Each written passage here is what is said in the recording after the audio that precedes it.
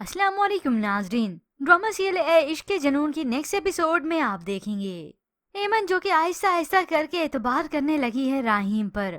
अब तो वो उसके साथ मुस्कुराती भी है और राहीम जो कि पूरी इन्वेस्टिगेशन करवा चुका है उसकी मेडिसिन के मुतालिक, लेडी डॉक्टर एमन को इस्लामाबाद के डॉक्टर को सजेस्ट करती है। तो इत्तेफाकन राहीम के वालिद ने भी राहीम को इस्लामाबाद जाने का कह दिया। यूँ अपनी सौतेली माँ को बगैर किसी शक में डाले वो इस्लामाबाद इसे ले आता है। तभी एमन बहुत खुश होती है राहीम के साथ। वो तो जैसे इस पर एतबार करने लगी हैं। यूं देखते देखते दोनों काफी अच्छा टाइम स्पेंड करने लगे। एमन राहीम को अंडरस्टैंड भी करने लगी है।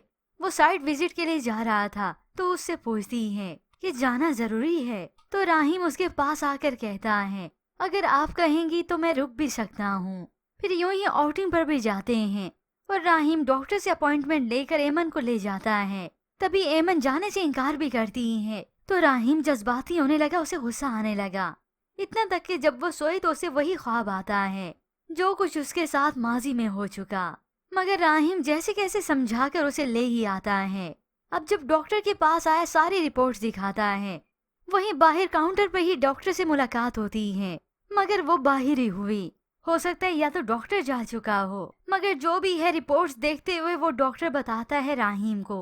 तो ऐसे में पीछे से आती हुई एमन सब कुछ सुन लेती है। ये सुनकर वो राहीम से ही बदगुमान हो गई।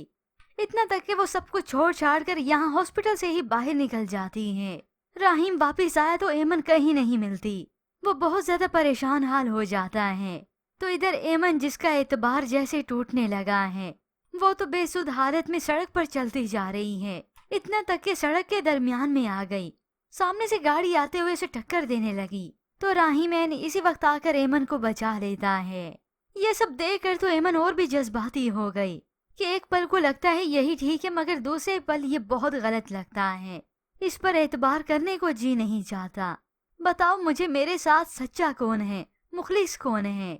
मगर जिस तरह से राहीम ने एमन को बचाया, एमन की बदगुमानी जैसे फिर से खत्म होने लगी कि ये शख्स मुझे नुकसान नहीं पहुंचाना चाहता मगर उधर असल में जो नुकसान पहुंचाना चाहता है, यानी इस राहीम की सौतेली वालदा, वो तो राहीम के जाते ही पहुंच गई इस एमन के मायके और जाकर एमन की मेडिकल रिपोर्ट लेती है ताकि इस राहीम के हाथ न चढ़ जाए।